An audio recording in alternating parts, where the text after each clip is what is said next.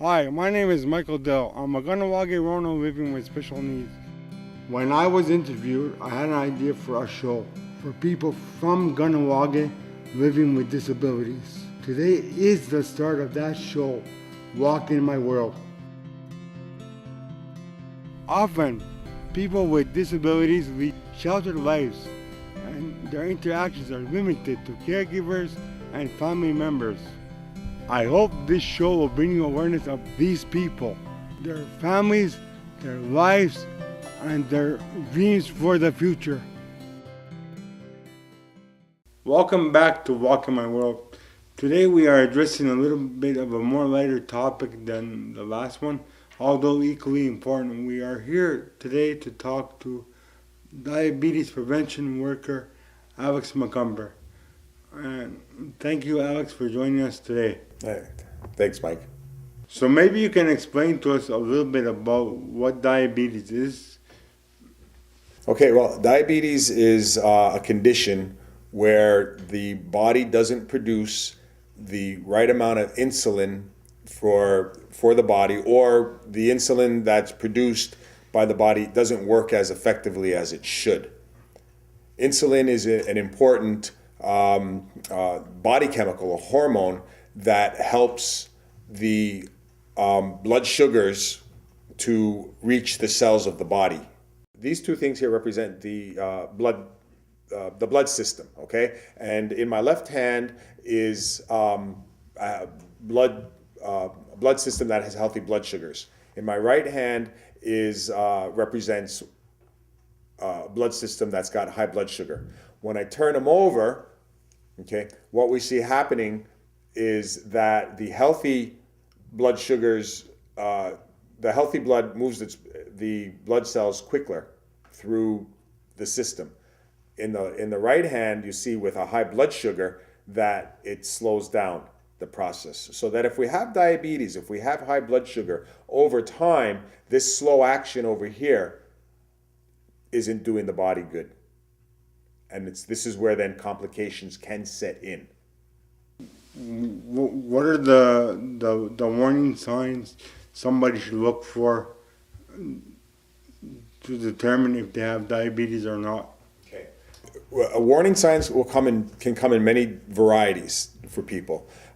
Generally, there'll be things like fatigue, being really tired, extreme thirst, maybe headaches, blurry vision, dizziness, thirst, also a frequent urge to have to urinate. Those are the main signs that will indicate that something's not right, and it's an ongoing kind of situation. And what a person needs to do if they're experiencing something like that is go to the clinic or a hospital and get a checkup.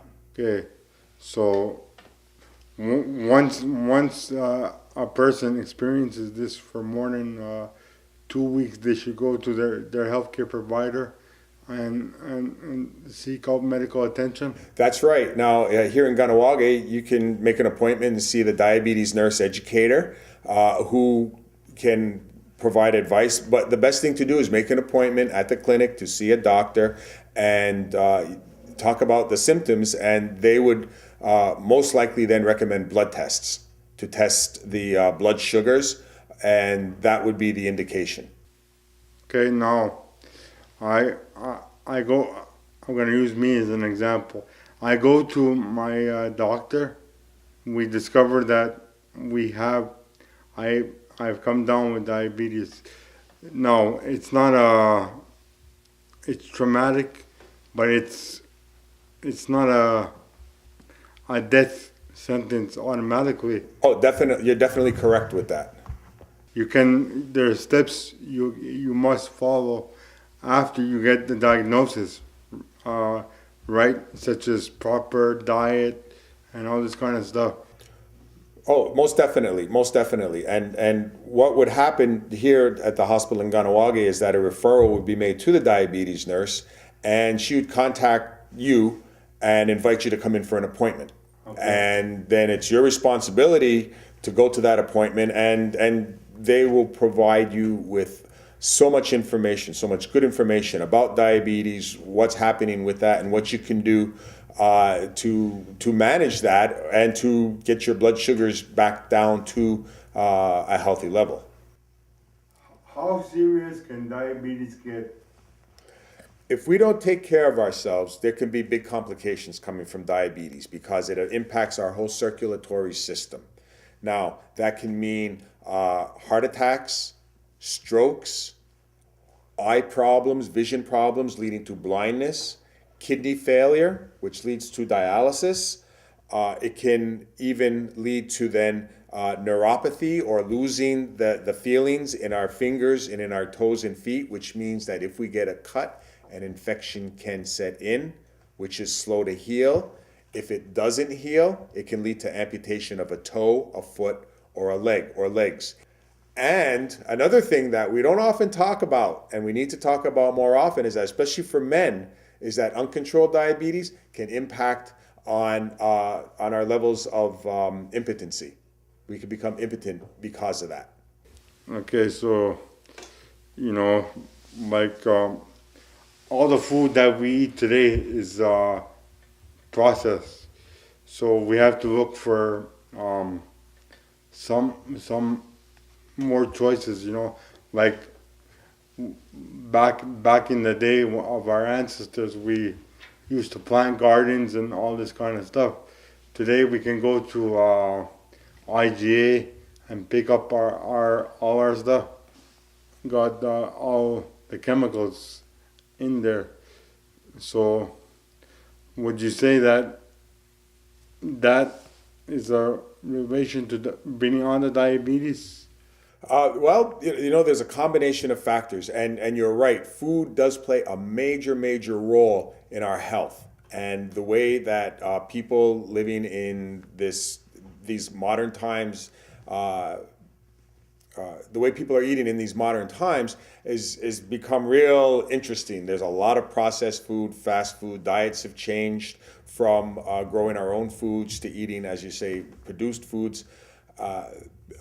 There's companies, multinational companies that have, the dairy, the meat industry, the vegetable industry, fast food industries that are just trying to, make profit, and we're eating. We're on the run as people, always busy.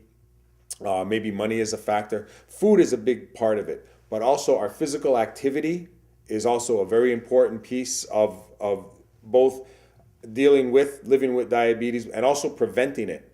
And then there's a third component as well, which is how we look at life, our attitude, and how we address stresses in our life. All human beings are going to experience stress by events that happen, whether they're natural things that happen, community calamities like the Quebec Bridge back in the early 1900s, family situations. We're made to handle stress, but it's how we deal with it that becomes important. And if we as people and as an individual put ourselves in a situation of always being under stress, of having a lot of trauma that has happened to the individual, to the family, to the community, and that's allowed to build up. And if there's a lot of work stress, life stress, etc., those kinds of things, and it's always hitting us, our body tightens up, our body reacts in a certain way. And that can contribute to the body reacting, where diabetes can become more difficult, or it could also open those doors where diabetes then might be invited in. And I think this is the things that people who are studying about diabetes and healthy lifestyles and stress and all have been beginning to see within the last, 10, 15 years. And they're bringing that information out to us now. So would you say, just from a general sense, is diabetes on the rise in Ganawage? They've done a couple of what we call chart reviews at Cattery Hospital. One was done in 1985 by Dr. Louis T. Montour. And in doing that chart review of patients being seen at the hospital, it was found that 12% of the adult population had type 2 diabetes. Another chart review was done in around the year 2000, and Heather Jacobs White and Augusto Horn were involved with that. And at the end of that study, it was seen that there's still an average of about 12% of the adult population having type 2 diabetes in Ganawage. So it's almost I'd like to say it's a positive thing to say, because what we're seeing across the continent, both in indigenous communities and in the general population, is the rise of diabetes, the rise of prevalence in diabetes. And in this community, there's a maintenance, there's a steady level of this 12%. And I think that's an important thing to state and recognize, and to understand why is it like that. I think that we have to look back that this is a community where people are taking the information, learning about it, and we have a lot of organizations in Ganawage that promote healthy lifestyles, physical activity, healthy eating, and that those things have been promoted to the people of the community. I think the people of the community are listening. Yeah. So taking action now will help for the next generation coming. Big time. Yeah. Big time. As adults, parents, grandparents, teachers, community leaders, community members, we need to role model healthy behaviors for the children. Yeah. Okay, for the little ones, because they copy what we do. And if they see us being physically active, if they see us eating healthy, and we're providing them with opportunities to be physically active and to eat healthy, and as well that we handle the stresses in our lives in a positive way, in a healthy way, then we're creating a good environment for our children and the future generations to take control of that. But it's something that's a very slow process. But in today's generation, everybody's got computers and Wii's and Nintendo, you know. It's a big challenge today in 2011. You know, the foods that are available both at the supermarkets and through restaurants and fast food outlets is amazing. We've never seen such an availability and abundance of food before. You're so right that more and more people are being less active. Okay, and so we have our work cut out for us as adults in the community, as parents and grandparents, and as workers for the community. Yet we still see a lot of programs coming around, both in the schools and in the community, for children and for adults to be engaged in physical activity. The problem, though, is that in the last 10 years, as we've seen in the rest of North America, we're seeing an increase in the rates of obesity in the children in the community. And obesity is a real important factor that we have to know about and understand if we're going to prevent diabetes. And if we have diabetes, we have to also, type 2 diabetes, we have to understand that that's important. The obesity is an important factor. Okay, you've talked about type 2 diabetes and type 1. Can you explain what since we were just talking about kids, can you explain a little bit, if you can, about juvenile diabetes? Okay, juvenile diabetes is also known as type 1 diabetes. Yeah. And I think that represents probably about 10% of the population worldwide that has diabetes. It's very rare among Aboriginal people. It's a disease that seems to be striking primarily Caucasian children, and the signs show up often not long after birth and up to maybe 10 or 12 years old. What happens with type 1 diabetes is the pancreas shuts down. It does not produce insulin. We must have that insulin in order to convert the blood sugars into the cells. And so this type 1 diabetes is rare, yet I think those numbers are also starting to climb in a very general way, population. Okay, but you see in Ganawagi we have the arena for physical activity. We have the walking path in the spring. So we're pretty. Would you say we're pretty well equipped for places to go for physical activity? Most definitely. And you know what, Mike? We don't, on one level, we don't have to leave our house and yard to have physical activity. Yeah. You know, it's this body that's given to us by the Creator is made to move and do things. Our arms, our limbs, we're able to move. We burn energy. Even thinking, talking, and sleeping burns energy. And that's what we're meant to do. So in a household, taking care of our homes, taking care of the floors, washing, cutting the lawns, walking, doing all these kinds of things are physical activity. And that's what we're supposed to do. We have to remember that the food, everything that we eat, everything that we drink that goes into our mouths is like gasoline running the car, and our body is the car. Yeah. I know in general in Ganawagi, some people, well, not all, but like their biggest meal, would you say, in Ganawagi for some people would be like supper, and that would be like where they would have their biggest meal. I, I can't. I don't know that for sure. I think it's kind of spread out that some people may only eat later in the morning. There's also a lot of people who will eat 3 square meals a day. I think what we have to look at and begin to understand is that we need to eat in balance, which means that in the morning when we get up, we do need to start putting some food into our body. We need to break our fast from the night of sleeping. Yeah. And the food that we eat needs to be balanced in the different food groups because that gets us going. Then midday, and I'm not saying 12 o'clock noon, although we're conditioned to eat at 12 o'clock noon, whether we're hungry or not, but that sometime in the afternoon, it's time then to have another meal. And then later in towards the evening time, another meal. Yeah. And in between those times is also times when we need to have snacks. What we have to learn to do is look for the kinds of foods we should be eating, and also the portion size. This is one of the problems I think that we're facing, not just only here in Ganawagi, but as a society in North America.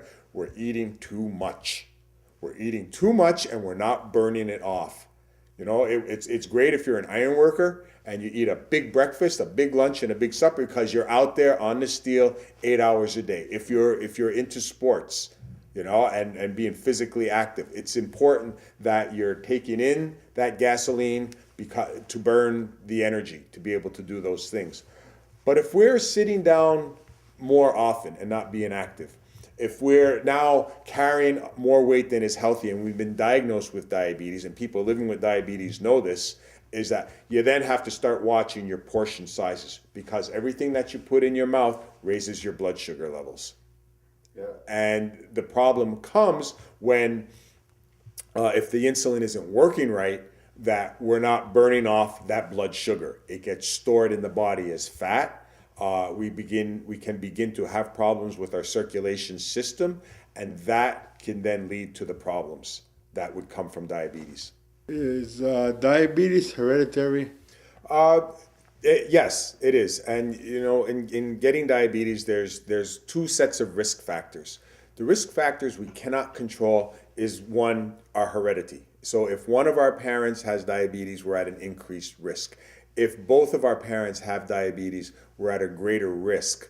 But there's also that opportunity that we might not get diabetes. Genetics also plays a role. As indigenous people, as Ongohunwe, and indigenous peoples in North America, New Zealand, Australia, the Pacific Islands, we're seeing that we're more prone to getting diabetes. They have some scientific theories around that, one of which is called the thrifty gene theory. And I think it relates to the fact that as indigenous people, we're closely related to our ancestors who lived at a time where they hunted and gathered their foods. And so they lived in times of feast and famine. So when food was plentiful, they ate a lot. The pancreas knew how to, the amount of insulin to put out. When there was famine, the pancreas knew how to hold back the insulin. In this modern times, we don't have famine in our communities. We're eating lots. That doesn't mean we're eating healthy foods. I mean, we could be eating a lot of flour, high fat, high sugar kinds of foods, and that's not good for us. Those are the uncontrollable risk factors. But what we can control is our lifestyle. And the number one controllable risk factor for getting type 2 diabetes is obesity, carrying more weight than is healthy. And that comes from not eating healthy, which means the kind of food that we eat, how often we eat, and the quantity of food that we eat. It involves the amount of physical activity that we do or don't do, and also how we look at life and what our attitude is around dealing with stress, etc. Those three things contribute to obesity, and over a time period, carrying a lot of weight sets a person up for diabetes, which is why it's so important that we keep our children active, because obese children will become obese youth, and there's a greater likelihood they will become obese adults. And if that's the case, then they can begin to set themselves up for that problem. Now, once a person is diagnosed with diabetes, they have to manage and learn to take care of these things. Otherwise, there can be complications down the road. Why is there such a heavy concentration of diabetes in Native communities? I think that apart from those risk factors of genetics and heredity, that our lifestyles have changed so much in a short period of time, where our people were agricultural people and grew our own food, lived off the land more often, whether it's catching fish or hunting animals, gathering things like berries and greens, etc. Being physically active all the time, that lifestyle's changed. It's changed because of the oppression of several hundred years. It's changed because of the economic system that we live in today. It's impacted by the series of events that have happened to our peoples over these many centuries, with loss of land, loss of language, the impact it's had on our culture, plus the events that have taken place. We're at the end now, so do you have any closing comments? Yes. We come into this life with one journey, and we're given one body. And if we're able to live healthy, more power to us. If we happen to get diabetes, in both cases, eating well, eating healthy, eating properly, putting daily physical activity into our lives, and walking our journey with a healthy attitude, with a positive attitude, with managing and controlling our stress levels is important. It's important for us to prevent diabetes, but it's also important, if we're living with it, to manage the diabetes. I hope the community got a lot out of this interview today, and I'd like to thank you for coming on Walking My World and bringing light to this topic. Just one thing I wanted to add: if the community wanted to get information out, pick up pamphlets and stuff like that, is there a phone number where they can reach you to obtain information, or if they have any general questions about diabetes? Yes, definitely. For information on diabetes, the best place to call is Cattery Memorial Hospital Center, 450-638-3930, and ask for Mary Cusino, the diabetes nurse. And for information on prevention and cooking and healthy lifestyles, etc., you can call KSDPP at 450-635-4374. And also remember, there's community services, the Ganawagi Youth Center, and other organizations in Ganawagi that are more than willing to give healthy lifestyle information to people. Well, we've come to the end of another episode of Walking My World. If you have any comments or questions, you can email me at walkingmyworld@yahoo.ca or catch me on Facebook. Ona. More than 14% of all Canadians have a disability. For Aboriginal First Nation Canadians, there are 33% of people living with disabilities. People living with disabilities are subject to exclusion, poverty, and isolation. There are higher rates of depression, suicide, violence, and abuse for people with disabilities. We know that for Aboriginal Canadians with disabilities, all these rates and percentages are even higher. Statistics according to Independent Living Canada.